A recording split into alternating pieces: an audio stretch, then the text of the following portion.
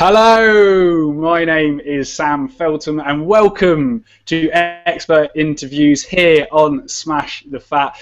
Today's interview is a carry-on from my last interview with Stefan Guillenet on whether calories do or don't count debate.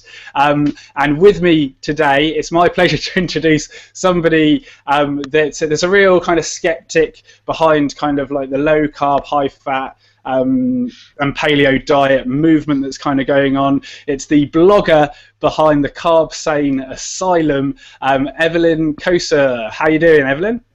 Hi, Sam. How are you? I'm doing fine. I'm good. Just to kind of, before we get into the discussion as to whether calories do or don't count and kind of what's going on with this whole kind of us gaining a bunch of weight over kind of the past 40 years, what is your kind of, what is your background of where you came into this field of study? Well, I have a bachelor's degree in biology, so I was always interested in biology.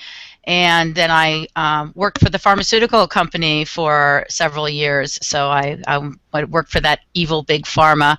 And yeah, so I did scientific research for maybe a combined 10 or 15 years between grad work and that. And I kind of took a detour into another field, which is more electrochemistry, metallurgy, and so forth. But kind of always kept that bio stuff in the back of my head.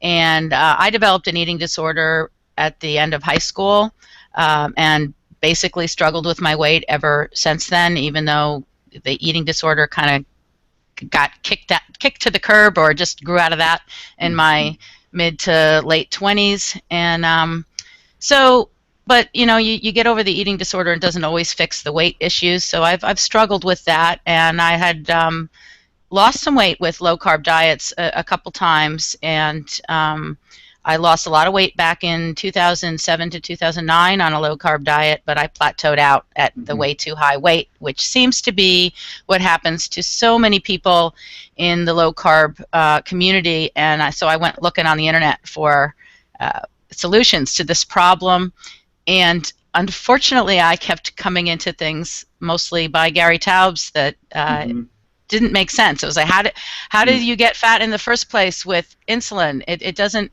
you know, the fat has to kind of get there somehow in the first place before, you know, before the insulin is going to, you know, do something to you. So I was going to ship it. Yeah, and I mean the big thing back then, and this was 2009, was that you can't get fat without carbohydrate. That was the big. Right.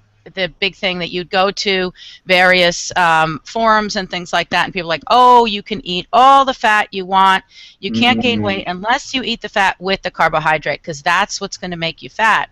And this came from Gary Taubes from the Good Calories, Bad Calories book, and you know, just kind of sparked my interest, and I just started delving into the research and delving more and more and more into the research, and it just kind of woke up that part of me. And so I've been just kind of doing this ever since. I do it on the side a little bit, and it's a field that interests me a lot, and I have quite a bit of background for it. So that's it. Absolutely. And as I said, you run a blog called the Carb-Sane Asylum. People can check that out at carbsanity.blogspot.com. Is that right? Correct. Yeah, spot on. And there's even a couple of posts on there about me. Yes, there are a few. Yeah, absolutely. Kind of critiquing my self-experiments a little bit. And I recommend everybody going over there and kind of giving them a read, so that then you've got a balance of both points of view. My main start-off question with this whole discussion is, you know, why have we started to put on so much more weight kind of over the past 40, 50 years, and what do we have to do to kind of reverse this whole thing? Well, we're eating too much. We're eating more. I mean, if you look at, this is one of the things that kind of bothers me about people who look for other explanations for the obesity epidemic. Whether you look at the NHANES survey data or the food availability data, it doesn't matter whether you look the UN, the World Health Organization, the USDA, it doesn't matter what data you look at, we are consuming, Americans are, I don't know about you guys, I'm assuming you're probably... There's some mixed data, in fact, actually, Evelyn, which is quite interesting, that you want to check out, because there's been 2 studies that have kind of shown that it's about the same amount of calorie intake, but and even sometimes a little less, but kind of it's a little bit up in the air. It's up and down on your end, yeah. Here in the U.S., it's solidly up, and it's anywhere from I've seen it range from about 300 to about 600 calories per day difference. And so, right there, and I think most of that comes from the fact that Americans in general are eating a lot more food away from home. I did not watch your podcast with Stefan, unfortunately, but he had done a blog post about this a long time ago, showing how much people eat out in this country versus prepared at home, and I think that has a huge bit to do with it, because you don't have as much control over what's in the food that you're eating. I think that there's something about preparing food that gives you an idea of what goes into it, and there's also something about the way they prepare food in these places that they're able to jam pack in a lot more sugar, salt, and fat, to get way more calories than you would expect about something that you prepare at home. So that and the liquid calories are just insane over here, with between the big sodas. We have these big gulps. I mean, I saw this ginormous one. It looked like a little cooler the other day at the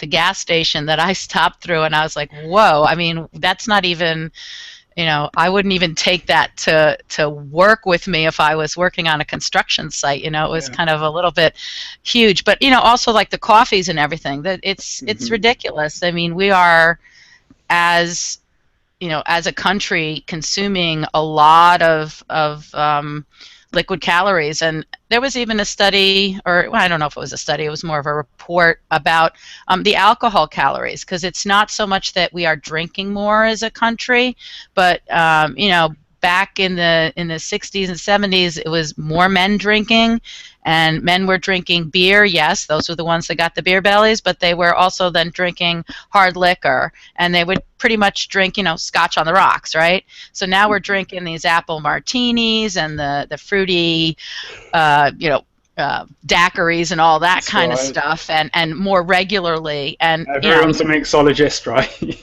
Yeah, I mean, if you go out to one of these restaurants, if you just want to go out for like one night a week with friends and go get a typical restaurant meal here in the United States, that meal's probably going to end up being like 2,500 calories to begin with. And then you add 1 or 2 of these drinks, and they're at 500, 600, 700 calories a pop. You've just blown whatever deficit. You're over your calorie limit right there, and you're probably going to leave that place maybe feeling a little bit full, and that's that. It's not like you stuffed yourself at Thanksgiving dinner. You just ate a regular meal, maybe you shared an appetizer, ate a regular a dinner, and before you know it, it adds up. And it just, I don't know, I really don't know how they get all those calories into those meals, but they somehow manage. It's crazy, right? It's crazy. It's pretty crazy. Yeah, it is, and it's a similar thing that's kind of going on over here. You can't get away from either a Starbucks or a Pret a Manger is kind of like a really big chain of cafes over here. So with kind of all of that in mind, how do we reverse this whole thing? Well, I mean, I think that it's probably a difficult thing to do, but I mean, I don't think that government can do anything about it. But as a society, basically, I think we need to do more cooking at home, and not eating out as much. I think that would solve a lot of the problem in terms of the extra calories. Being mindful of what the calories are. I'm actually not a fan of, I don't know over by you, but they changed the laws here. I live in New York, and they changed them before they did it more nationally, Mm-hmm. where like the McDonald's has to put the calories on every single thing, like on the menu. So it's almost impossible to order on a menu nowadays, and because there's just these giant calorie signs. And I don't think that those really are doing much of anything. They've shown that it really doesn't change people's behavior much. I think it's more, I think we need more education on, just basic nutrition. Right. And, I think the real problem, or, well, not the real problem, but one of the real problems is that all of the calorie and the nutrition guidelines and everything that was developed in the 50s, 60s, and 70s, this was all to prevent starvation, to prevent malnutrition. So everything that the UN and World Health Organizations were putting into play, all of this stuff was done in order to get adequate nutrition to people, and especially impoverished people who didn't have access to as much food. So the goal was to get them calories used to be a nutrient. Okay, there's a reason they're called macronutrients. It's calories. We need calories to live. So somehow it's developed to a point where now the availability, that's not the issue so much, even for the poor in the developed countries. And so all of a sudden we're at this other end where we're trying to find foods that will, that we can eat as much of without them, being absorbed and utilized for energy. So we're trying to get the least amount of calories from food, absorbed and metabolized. And that's kind of a strange, when you sit down and think about it, it's what we call the pound first world problems. It's not why the whole study of calorimetry came about to look at for food and stuff. It's really kind of been flipped on its head. And I mean, even like you have your RDs, and a lot of them are complain that they get taught the low fat thing or whatever, but dietitians didn't used to just deal with weight loss. They were charged with helping people develop diets for special cases, for illnesses, getting better after surgeries in the hospital, cancer, diabetes, and all of these things. And it's kind of developed more into, you're a nutritionist or you're a dietitian. Or nutritionist is not even a real term, but you're a registered dietitian. It's like, you're into weight loss. You're in the weight loss field, where being a registered dietitian years ago, that wasn't necessarily synonymous with weight loss person. It was someone who would help people design a healthful diet for to maintain themselves, not necessarily to be losing weight. Yeah, absolutely.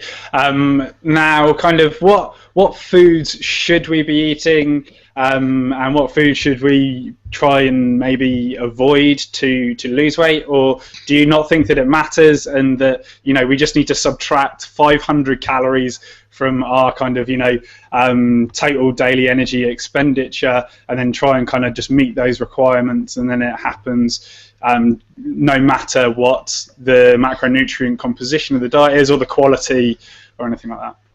Well, let's put it this way. If someone is a certain weight, if they're overweight, eating 2,500 calories a day, if they drop their caloric intake to 2,000 calories a day, they're going to lose weight, and they're going to lose fat mass. Right. Okay. If they are eating a total junk diet to begin with, so it's probably pretty low in protein by 1%, then if they just cut back on everything equally, they're probably going to be too low on the protein, probably going to be hungry all the time, etc. Maybe having some micronutrient deficiencies coming in there. At 2,000 calories, probably not, but but they'll lose weight. I mean, we have all these examples. We have the guy who ate the potatoes, just potatoes for 20 days, whatever it was, and we have Voigt, I think was him, Voigt, and then you had Mark Haub, who was the nutrition Twinkie diet. Who ate the Twinkie diet, and you have all of there's many versions of this. So I mean, and if you look at, there are people say, oh well, these diets don't work, Well, they don't work. They all work for weight loss. It's hard to keep the weight off, especially if you've been more overweight. So it's not really the diet that determines whether or not you lose the weight, and it's really the adherence to the particular plan. There's one study that, I've seen all of these 25, 26, 27 studies that the low carbers will go and say, oh, hey, look, it shows that you lose more weight on a low carb diet. Right. And the one study that they never seem to mention is the Danziger trial, which was the first of all of these studies, and it was published in JAMA in 2005. And the conclusion there was, dietary adherence, not the diet, is the best predictor of success. And the three biggest losers in that trial, because they gave a little chart with the individual data points, three biggest losers were Ornish. Right. So by a mile, Okay. by a long mile. And so you can't just look and say, well, it has to be this diet or that diet, you really, to me, I wrote a blog post, I guess maybe about 6 months ago, just kind of begging for let's have the end of these dietary comparison RCTs, because we learned absolutely nothing from them, because people do not adhere to the diets. Not exactly. We have no idea. The diets aren't necessarily what they're supposed to be. I don't think that there's a single Atkins trial. I think there's maybe I would say maybe one or two of Westman's trials on diabetes, where they did the very low carb for, I think, 6 months was the longest one that he did. And then there's some other ones, 3 months that last the very low carb all the way through. And the rest of them are not low, even most of them aren't even low carb, let alone followed, the Atkins plan or something like that. It turns out, because with the A to Z study, and for those that don't know what that study is, it's a comparison done by Chris Gardner at Stanford University between Atkins, a traditional kind of diet, an Ornish style diet, and a zone style diet. And in that study, Atkins kind of got the best results out of all of them in terms of the weight loss and things. And kind of as you're kind of saying there, and in that one, sorry, I was going to say, Evelyn, on their records, it was kind of 20% carbohydrates is kind of what they had. And kind of, that's where kind of everybody seems to end up. Which is quite interesting, but that's still relatively low carb. And so with that kind of in mind, do you think just the adherence levels of kind of like a lowish carbohydrate diet are just kind of better than the others? Actually, they're not. And that's why... Right, and that's why kind of it seems like they get the best weight losses, because they get almost or level adherence. Maybe. Yeah, well, I think that there's been some mention in various studies that your weight loss at like the 3 to 6 month point is pretty much predictive of how much you will lose at a year, because most people, you lose weight fast, and that's really kind of the trap of low carb, because with low carb diets you lose weight very fast at the beginning. If you do the induction, and then most people will do the induction from Atkins, which was 20 grams of carbs a day, and a lot of people, and I know the first time I did Atkins, I was like this too. It's just like, hey, this is working so well. Why would I even want to up my carbs, right? So people, even before it became popular to just be very low carb all the time, which is a fairly recent trend, even before that, people would just kind of stick to that very low carb. But then around the 6 month point, most people fall off that diet, because it's a very restrictive diet, and it's not because people are addicted to carbohydrates. That's the most ridiculous, and it's pretty much an offensive thing that comes out of the low carb camp, that if people eat carbohydrates, it must be because they're addicted. So, I mean, if we want to play that game, we could turn it around on all the low carbers who cannot adhere to a low fat diet because they must be addicted to butter. Okay, so we can dispense with that nonsense. And the reason that I think that low carb comes out on top, first of all, you've got your water weight difference. So a lot of these studies did not measure body composition. And even those that do, depending upon the method that's measured, the water, the level of hydration can affect the results. And so you have, if you're doing a short-term study, the low carbers are always going to come out ahead, or almost always. And then when you do a longer-term study, usually everything kind of evens out. I mean, I did a mock-up of the SHY trial where I put the weights of the low-fat.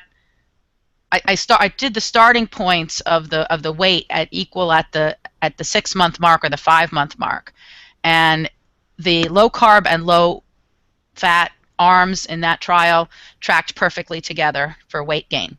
And the Mediterranean diet was the one that maintained the weight loss the most. So, which was kind of a half and half type of a deal. And it was still pretty low fat. I was like 33%. So that's what we consider low fat in this country. So which kind of seems strange, because I agree. I mean, I've briefly spoken to Denise Minger about this and things like that. I mean, 33% is not like massively low fat. No, it's not. It's ridiculous. I totally agree on that. Yeah, I mean, because you have to. I mean, it's just not low fat, and that's one of the big problems that I have with people like Nina Teicholz, because she's going around everywhere saying, oh, well, the low fat diet has caused all of these problems, and it's made us all fat, and it's dangerous for women and children, and I just want to give her a little virtual slap. I'm not being violent here, but I'm like, listen, we're not low fat. I mean, in her book, she says we went from 43% to 33%, which is a flat out lie. There's no statistic that says that we did that from the 70s until now. And there's really, she touts that SHY trial as, evidence that the high fat diet is better. They didn't even break 40% fat in the Atkins arm on that. So you can't, it's really frustrating to see a lot of these diet trials translated into attempts at dietary advice, because these trials do not support the diet that's being promoted. And that's the same issue I have with paleo. Because if you look at the paleo diet in the books, in Cordain's book, in Rob Wolf's book, in Devaney's book, it's all lean meat, high protein, relatively low fat. And I'm talking, and if you look at the quote-unquote literature, the famous Eaton and Connor paper from 1985, that paleo diet was like 30% fat tops. They readjusted it a few times, and it started out at like 22%, I think it was, and so it's topped. And there's like one study that they did, or one paper that they said, oh, it could range up to like 58%, something like that. So out of all of this stuff, we are now, I can't remember the author who did it, but he came up with a great line. It's like, we can't just take all these hunter-gatherer diets and put them together in one giant paleo smoothie and just say that this was the paleo diet. But if you look at the paleo diets in the clinical literature, in other words, where they've studied them, they're all very low saturated fat. They're all very low saturated fat. The highest one is 11%. So that's okay. I would say normal. That's the general target is 10%. But some of them are at 5%. I did a summary of all of those too. So if you are an advocate of a paleo diet and you go around and say, okay, this is what I suggest that you eat, read my book. And then if you read the book, and the book says, 35% protein in the diet, and eat lean meats, and then just put a little bit of olive oil on your salads, and that's the paleo diet, and you basically are not eating much fruit. You're not eating, maybe you have like a half a potato once a week or something like that. That if that's the that's really just an extremely restrictive diet. Of course, people are going to lose weight on that. And there are tons of people who call that failure, because aside from the few people that you see out there that are the success stories, there are tons and tons of people who said, I can't stick to this.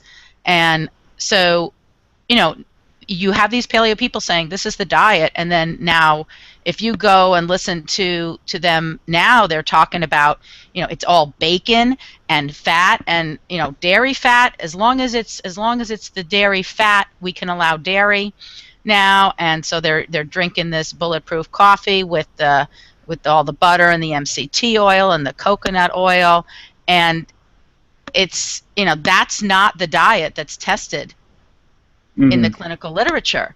So when they say, well, look, we tested the diet, and the paleo diet was better than the Mediterranean diet, it's like, did you look at that study? They were eating like 1,300 calories a day. These were people who had already had heart attacks that were in like 75 years old, and they were eating like 1,300 calories a day, and they were not eating like almost no added fat at all. They were like a little spritz of canola oil, by the way, on their right. salads. And still all of the paleo studies use canola oil. All really? Of them. Yeah, that's every single one of them still uses canola oil, even though Lauren Cordain switched his stance on that, because I mean, when I first I'd never read Lauren's book, the original, but I read his he used on his website when I first heard about paleo, and the gist I got was, we want to try to recreate the composition of the paleo diet, because we can't really reenact the actual foods because everything's changed, right?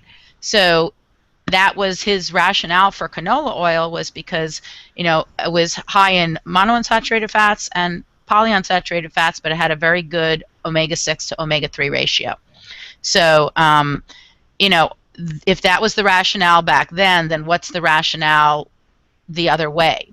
And I think the paleos got themselves caught in a little bit of problems with the omega-6 issue, because nuts are very high. Most of them are very high in omega-6s, especially like walnuts, which are kind of the darling of the people over at Paleo Hacks. They have an infographic out with the walnuts, and it's like, don't you know there's way more omega-6s than the omega-3s in there? But I pointed it out once, and nobody paid attention, so that's all right.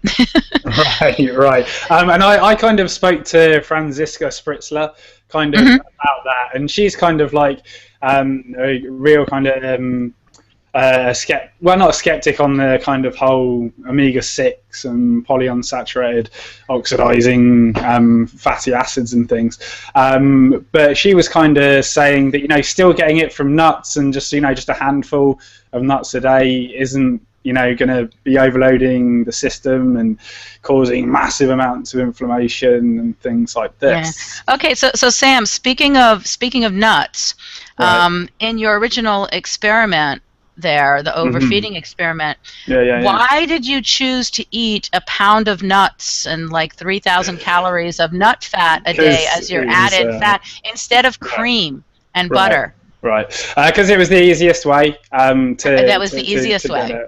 Yeah, I thought so. It's easier. It's easier to try to wolf down a pound of nuts than it is to make a very creamy milkshake. Yeah, that's very true. I could do that. I'll give that a go. But again, Evelyn, why would that matter if it's just about the calories? What's going on there? Well, with nuts, you have an absorption factor. Okay, right. So, I mean, if we can, one of the things, and this is what I was kind of talking about before, if we want to approach nutrition and weight loss by how much can go in one end and out the other without being absorbed, so we feel full, but aren't getting the nutrition, then certain nuts are for you, because almonds apparently are pretty notorious for being not too well absorbed, and so I mean, I don't even know how you could eat that many nuts in a day. I'm a big guy. Well, but I mean, they're filling, because I Yeah, noticed they are really filling. but you didn't mention that in your in that first experiment, Right. but you mentioned how the legumes made you all full in the last experiment. So it's like, I'm pretty sure I mentioned that I was really, really full on that first experiment. because I mean, why? Definitely, because there was a heck of it in that last experiment, the vegan one. I had like 175 grams of fiber in the diet there. That's insane. I know it is mental. That was the most filling, in fact, as well. Yeah, but see, so that's the thing, and it was really, really difficult to do that. So yeah. Yeah. So now consider if, everybody says, well, carbohydrates make you fat. Consider if instead of eating all of the legumes and everything else, instead of trying to stuff yourself with 5,000 calories of them, you just ate them to satiety, right? Because there are a number of studies, type 2 diabetics, that there's a diet called the Mapai diet, and I had just been introduced to that one in the past year or so, and it's basically whole grains and real whole grains, not ground up and made into bread, but not brown bread. Yeah. So yeah, exactly. Real whole grains and legumes and very low fat and relatively low protein. And they put this study was done in Cuba. There's a couple of them, and they lose weight and their diabetes is reversed. They're not in one study, anybody that was on insulin at the beginning of the study was completely off insulin. And this is different to me than the low carb studies where you're off insulin, because if you're low carb and you're off insulin because you don't need the insulin to process the carbohydrate after a meal, then that's one thing. But then if you eat carbohydrate again and your blood sugar soars, then you haven't cured your diabetes, you're just kind of managing it. And whereas with this Mapai diet, which was like 10% fat and no added fat really, and these people were going off insulin and eating like 400, 500 grams of carbohydrate a day. And so there's this disconnect here. I mean, and what was the sample of that? Sorry, Evelyn, how many people?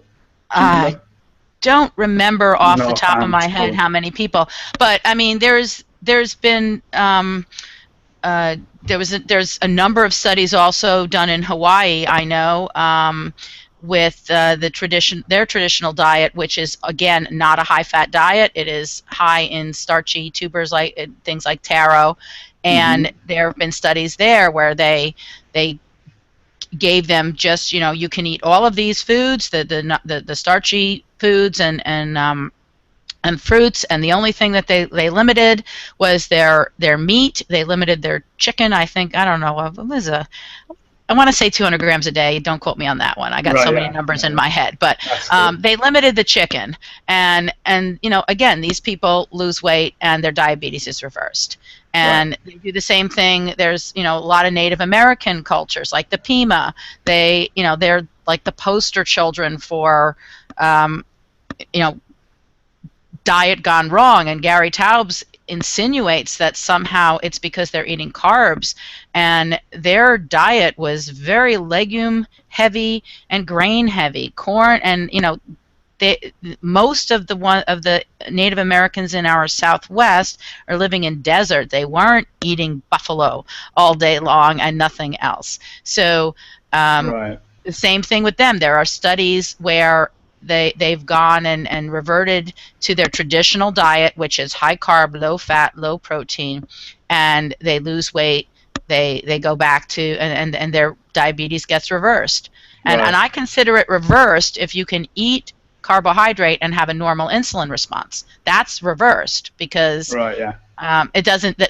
Then you can eat carbohydrate.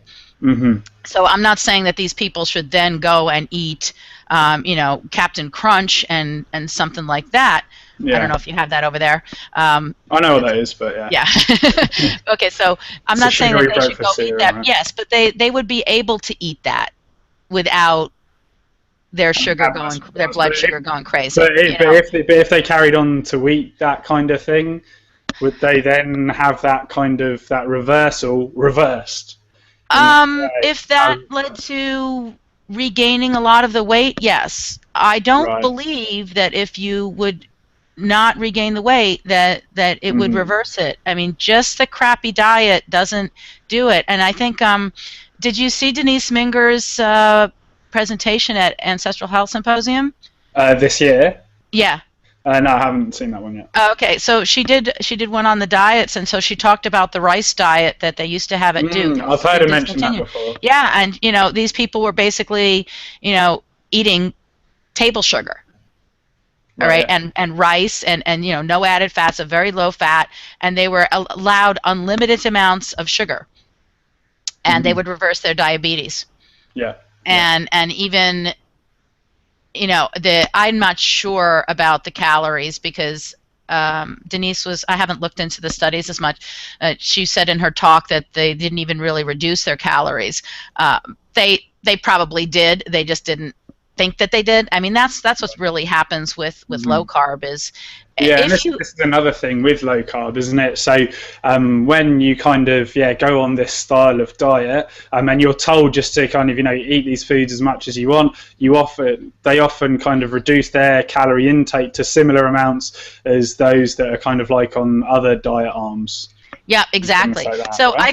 I think it's dishonest to go on and on about low carb diets being unrestricted calories or not restricting calories because that's a semantics issue. Yes, you did not voluntarily or purposefully restrict calories, but these people ate fewer calories. And I really think that a lot of people overestimate how many calories they eat on low carb as well because we're so used to thinking, oh, bacon is such a fattening food, and it's really not that many calories per strip. I mean, I think everybody could work in 2 to 3 strips of bacon a day into their diet.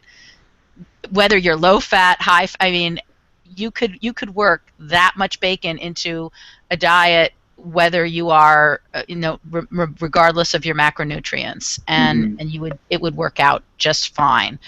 But so I think people who are used to maybe a phobia against fat or think, looking at fat and saying, oh my God, look at all those calories in that, look at all those calories in that. If you actually go and weigh and measure out, slice off a tablespoon of butter off of a stick, it's a decent sized chunk. Not to some people, but to most people, it's a decent sized chunk. And if you put that tablespoon of butter you could put that into a giant bowl of vegetables and it's going to add a ton of flavor. And if you're not used to eating butter, that's going to be like heaven, And you maybe get a teaspoon, a half a teaspoon in your serving, which is like 5 grams of fat, 3 grams of fat, or something like that. So it's really kind of if you. This is the problem with the calorie debate is that I see a lot of dishonesty in it. There's never been a study where they've taken people in a metabolic ward, accounted for the food that they've eaten, increased their calories, and they haven't gained weight. Never been one.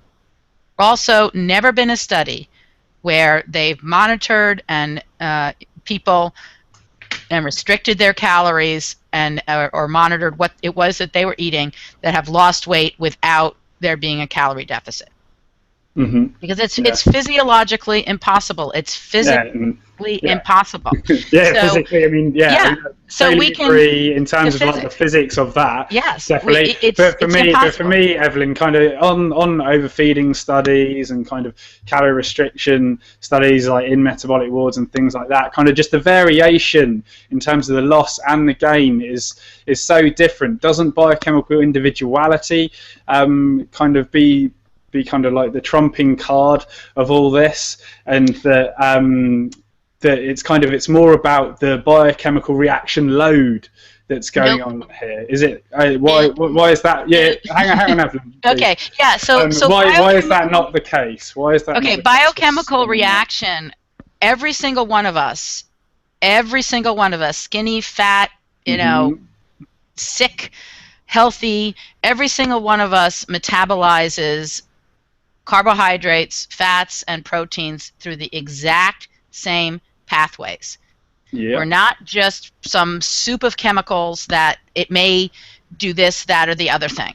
All right. So glucose goes through glycolysis, and then we do have two pathways for glucose to go through to be done, but fats all go through what's called the fatty acid spiral, beta oxidation, and proteins all get deaminated. The amino group gets knocked off by the liver, and then it gets then processed out in the urine, and those go into the Krebs cycle. All of these things are exactly the same, and they all feed in to the same metabolic machinery in our mitochondria to create ATP or heat. So there is no biochemical individuality. Right. So you think everybody's biochemistry is everybody's exactly biochemistry is the same, and it doesn't change either. Because obviously an example would be just kind of going through puberty. Females will come out of puberty with more body fat. So what's going on there, Evelyn? Tell us there. So like, what do females just end up eating more calories, or what? How does? No, I mean this is hormonal, okay? And so that's this has to do with the distribution of the energy. How does that work? The distribution of the energy.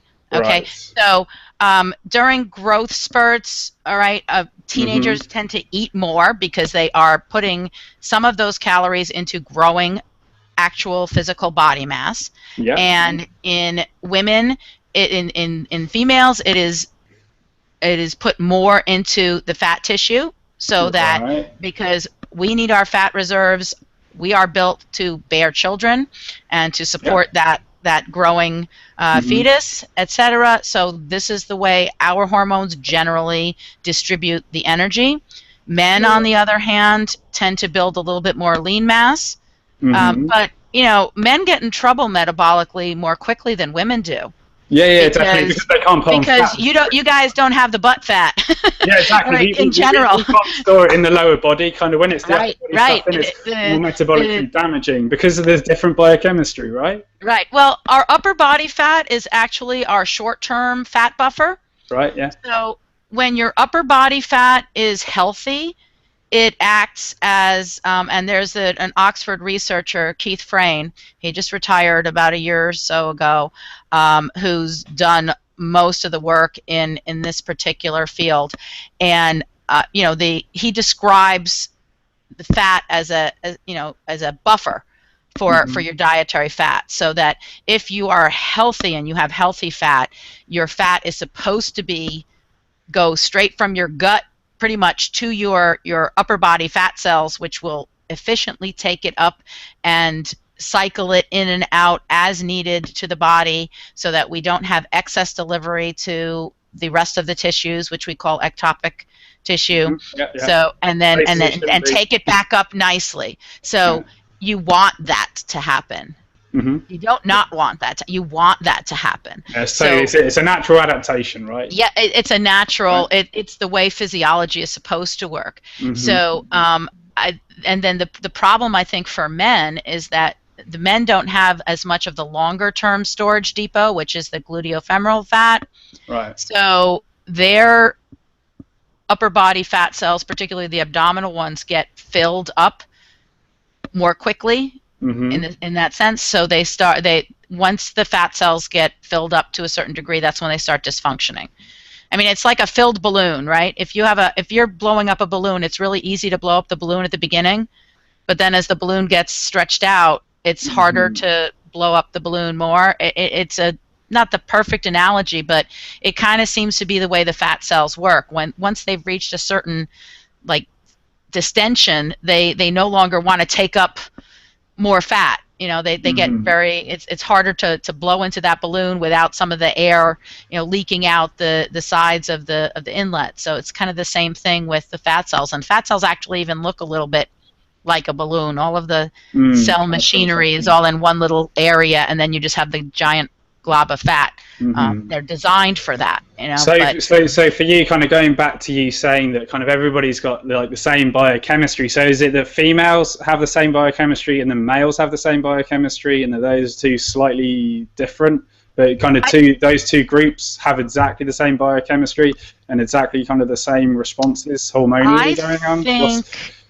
I think you're confusing biochemistry with physiology, because when biochemistry is the actual chemical reactions, and we could extend that to the energy that we get from the molecules. So every single one of us, if you absorb a palmitic acid molecule, if once it's absorbed into your body or my body or anybody else listening's body, it's going to go through the same process. It has to be oxidized all the way down to carbon dioxide and water to get out of your body, because the way that mass gets out of your body is you exhale CO2, okay, the carbon dioxide. So if it doesn't get broken down, and this is, you know, there's this whole thing about fat burning and lipolysis.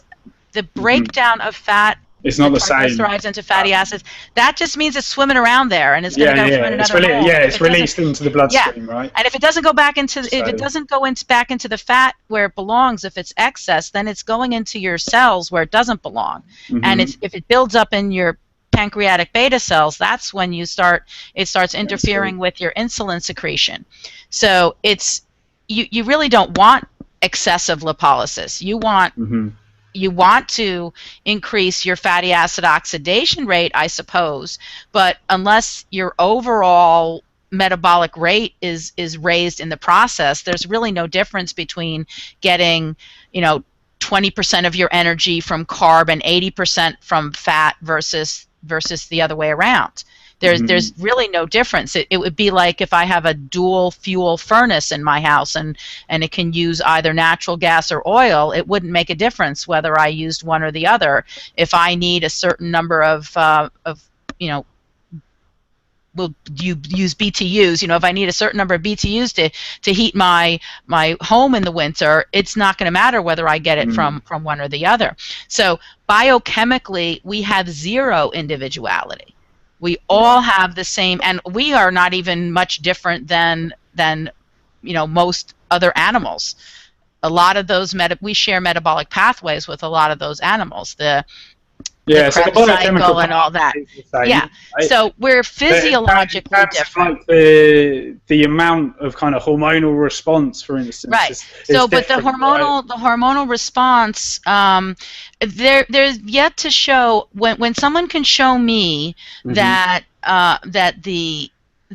a different macronutrient ratio actually changes the resting energy expenditure or the total daily energy expenditure, then I'm going to pay attention. But even the most recent study, and this is one that NUSI is going to be spending like $14 million to essentially repeat, I'm talking about the Evelyn study. It was in New England Journal of Medicine, where this is the funny thing. What did they do to have the people lose weight?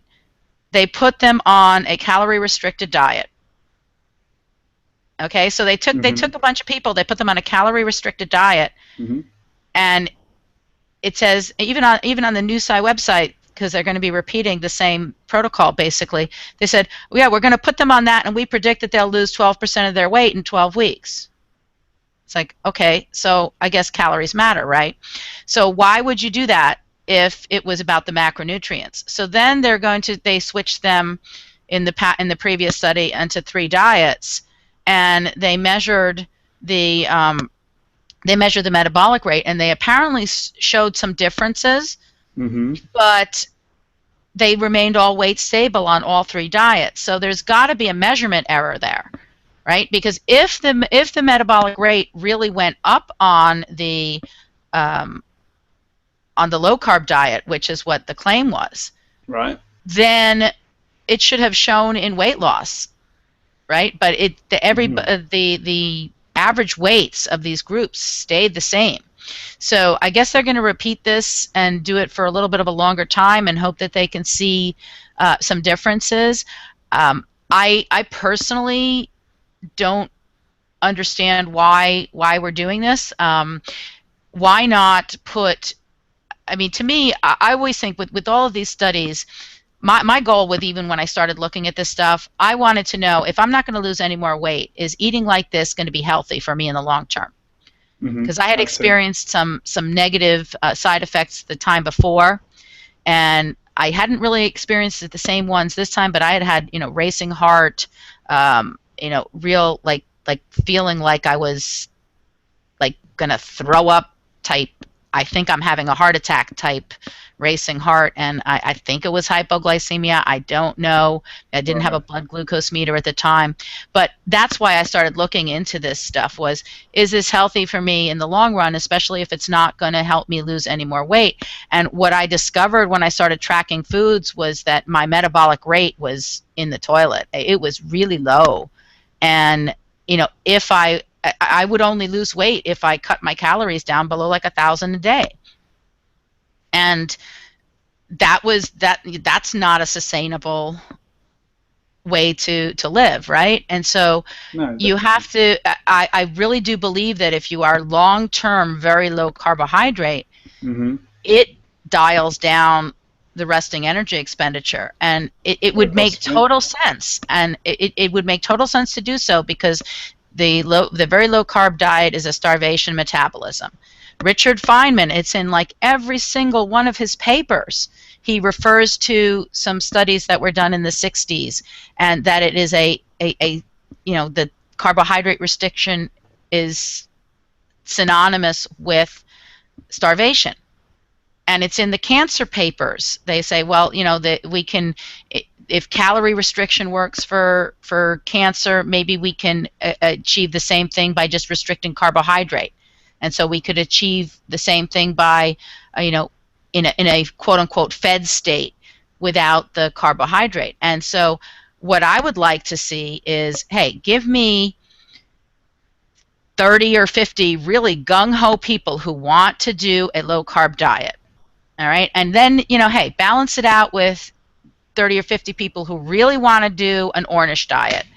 And let's follow these people for 1, 2, 5 years, and let's see how they're doing and measure their metabolic rates as they go. Because my gut feeling is that if anything, long-term carb restriction is going to lower metabolic rate. It's in the physiology. It's in all the textbooks, actually, and in all of the literature. It's just not talked about. And instead, people talk about the short-term, quote-unquote, metabolic advantage, which has never been seen in any of the literature, the metabolic ward studies. It just doesn't exist. So, I mean, and for that, I would refer. He hasn't been around as much, but I would refer anybody to Anthony Kalpo's work and his Fat Loss Bible. He has all of these metabolic ward studies in there. It's pretty definitive that the macronutrients are not, we are not able to manipulate macronutrients to increase the metabolic rate and the number of calories that you can eat. There's like a mouse study where they showed that this happened when they put the mice on the ketogenic diet, but they suffered liver damage. So I'm not willing to take that trade-off. I don't know about you. Right, yeah, for sure.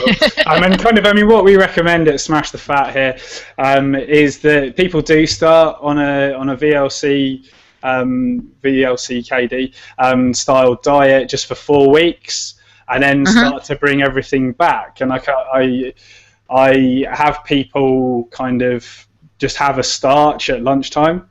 Right. And that's about it. That's kind of what we bring people back to, right? So that's kind of our recommendations. What is your kind of recommendations to people out there? Because we're coming to the end here, Evelyn. We've nearly been an hour. Yeah. I thought we were going to talk calories more than food, but that's all right. Yeah, that's I mean, I don't really. Yeah, that's all right. I don't really have recommendations. I think that people need to find.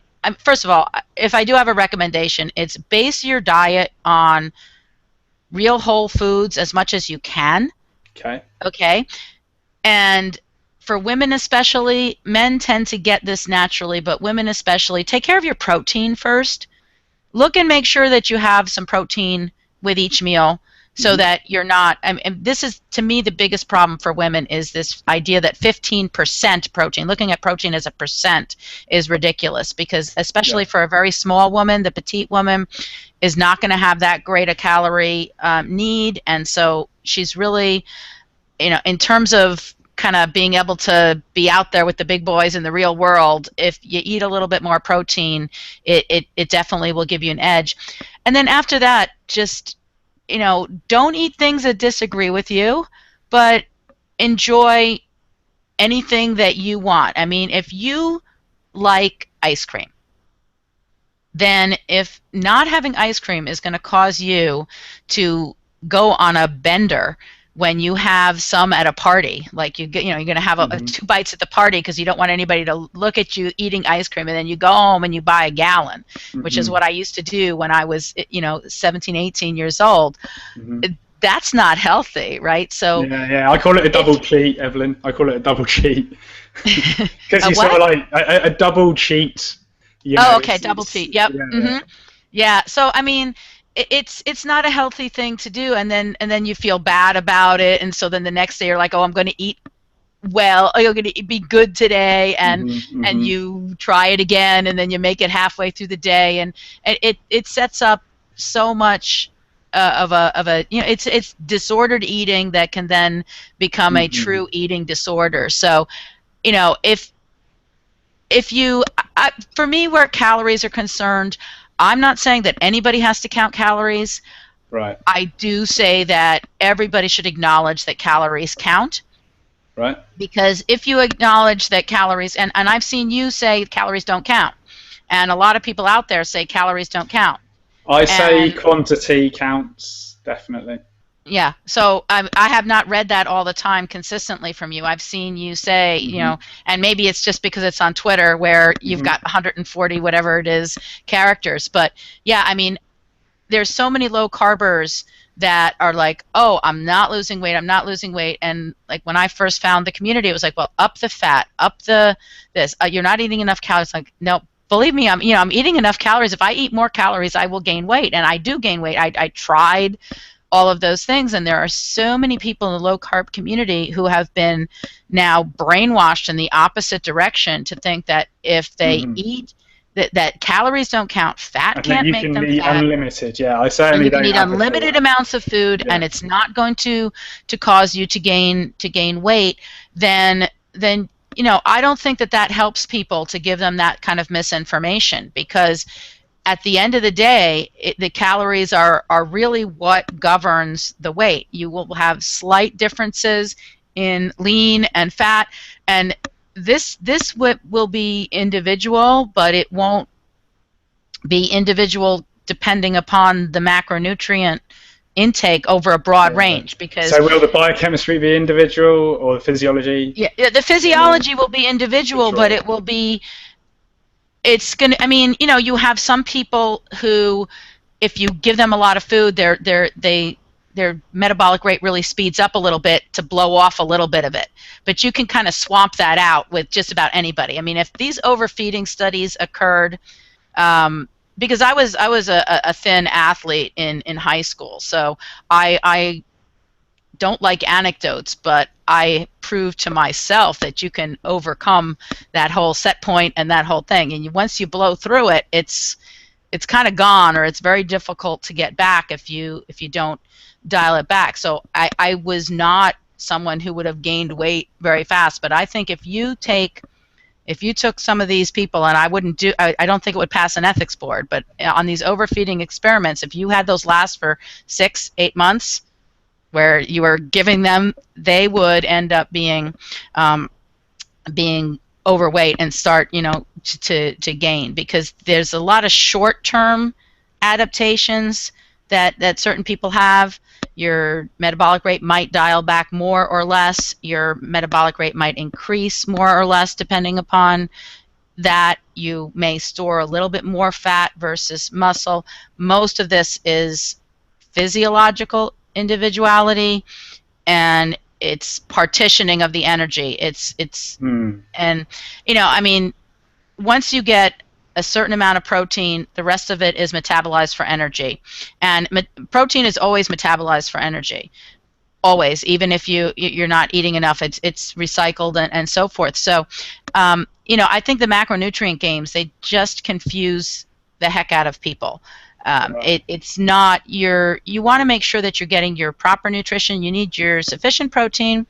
Eat real whole foods. It's much easier than trying to deal with a lot of added fats or a lot of added sugars. Either one of those is gonna have most people are going to have a problem with self-regulating that. So it's just easier to be mindful of it. And other than that, I don't think that there should be a bias against a macronutrient in terms of weight gain or loss. Because actually, if you would want to be biased against a macronutrient for fat gain or loss, it's fat. Because we store fat, right? If I eat fat, all my body has to do is package it up in a chylomicron and send it off to my butt, and it's there. All right?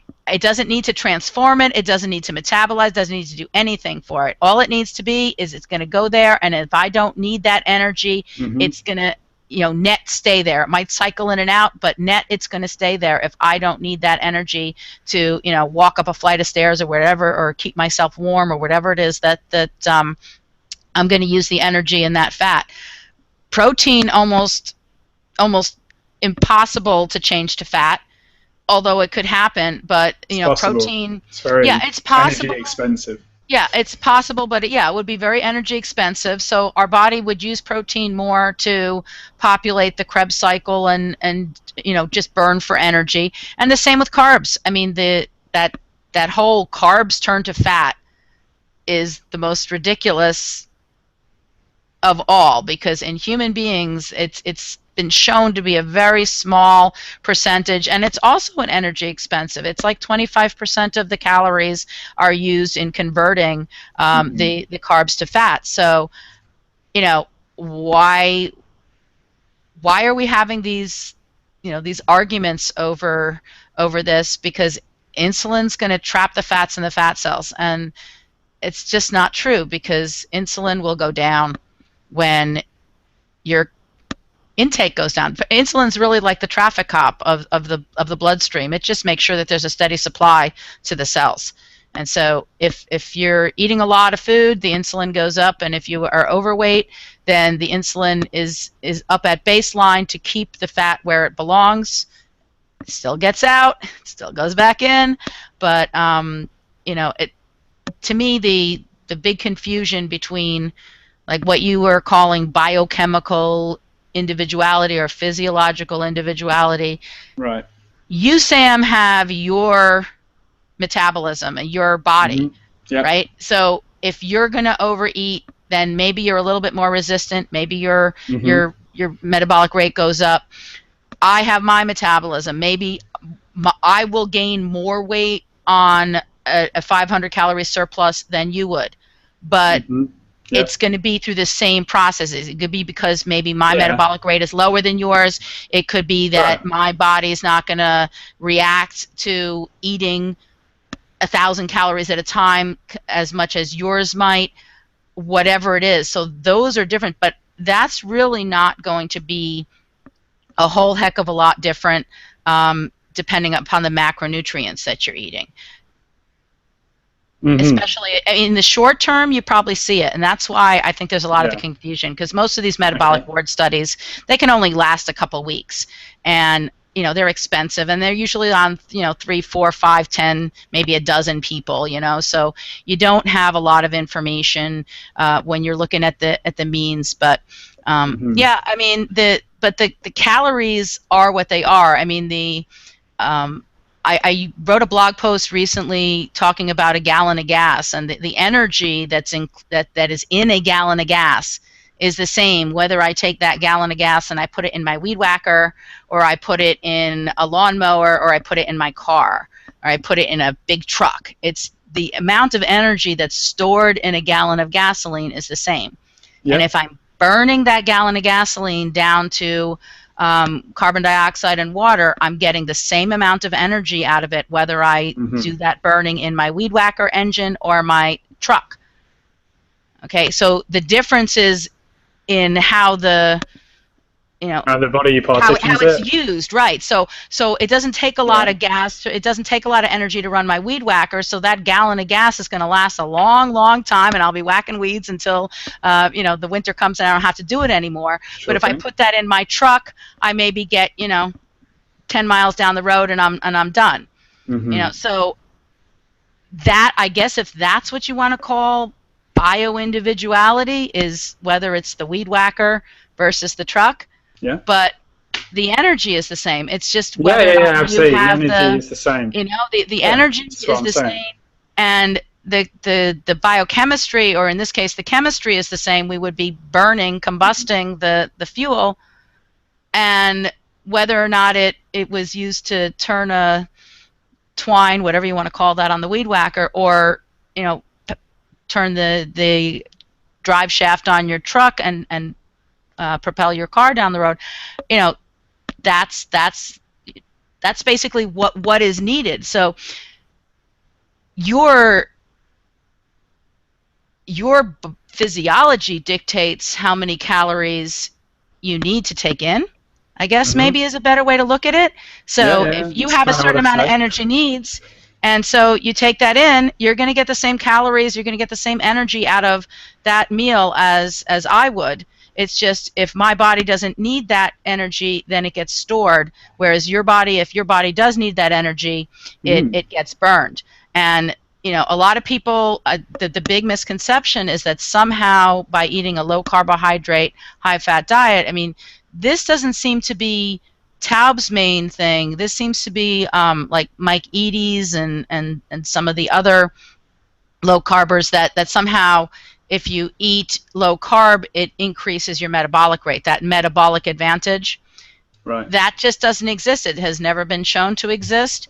And there have been studies. Hirsch Hirsch and Leibel, I think it was, did it together, where they've varied the macronutrients, and you see the same thing. There was a shorter study Gray and Kipnis did that showed the same thing with it was only like 9 women or something like that. But that's really, I guess, what the variability is on the outside. It's not on the inside. So the calories that we take in from our food are the same for everybody, and you have slight differences in terms of absorption. So this way, if you eat whole food, if you eat raw food a lot, if you eat things like nuts, maybe you don't absorb all of the calories. So that's not actually even calories in. It's calories into your mouth, but it's not calories into your body, because it just goes out the other end. But once the calories are into your body, those calories are all in. It's like putting fuel in your tank. And whether or not that stuff goes out depends on your metabolic rate and your need. So how's that? Cool. A little bit long, but I think unfortunately we have gone over. I think you got your point over there, Evelyn. The one thing that we can agree on is that people should just eat real food. I'm not. Yes, we can agree on that. Great, awesome. Yes, we can agree. I totally agree. And I'm not going to make you eat a Twinkie. Yeah, definitely not. No, come on, eat a Twinkie on air. Come on, you can do it. Do it. They make blue ones these days. Really? Yes, my husband had one of those the other day. I thought that was the most disgusting looking thing I'd seen, but I know it's funny. It tasted pretty good, so I'll take his word for it. Yeah, fair enough. And to kind of be satisfied by your diet as well, so that you don't kind of develop any eating disorders. Yeah, enjoy what you eat. Definitely. Yeah, and enjoy what you eat. There seems to be this moralistic thing that you should not be able to enjoy your food. And seems weird. I don't think that everybody should be going out and eating the most gourmand food that they can every time, but enjoy what you're eating. If you're going on a diet and eating there are people who don't like a lot of fat, believe it or not. Yeah, I know some. There, I mean, if you gave my mother bacon, well, first of all, she does not eat. But I mean, if you gave my mother a lot of like fatty food, she would just like she just push it away. She just like it just makes her sick. It upsets her stomach. So if I told her, listen, Mom, you have to go on a high fat, low carb diet, my mother would just.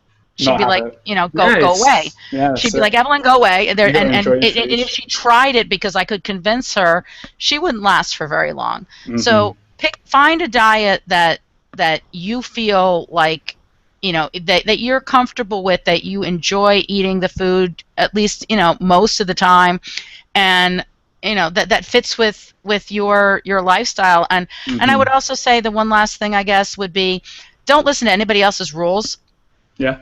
So there's a lot of people who are, vegetarian or vegan, but if a steak presented, like I have a friend who used to be paleo and now is pretty much vegan, and he does triathlons and stuff, and so he eats a pretty high carb, high sugarish diet, lots of fruits and things like that. And he said, well, yeah, if a steak was in front of me someday, I wouldn't turn it away. I'd eat it and probably enjoy it, but it's just wouldn't be his first choice for sustenance, because that's just not what makes him feel good and makes him feel happy. But it's like, yeah, hey, I mean, I'm like that too. I love steak, but if I couldn't eat that morning, noon, and night.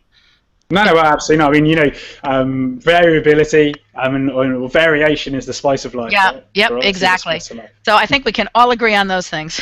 Yeah, absolutely. Well, it's been a real pleasure chatting to you. Yes, it's been nice to talk to you. Yeah, I hope so. You're going to have to get me on again to talk about the laws of thermodynamics. Yeah, that is the next one.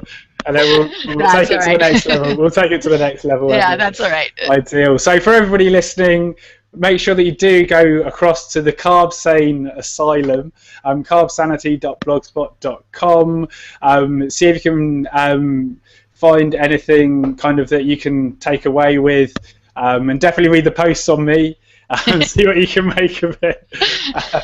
Again, Evelyn, was there anything else that you wanted to say to our listeners at all?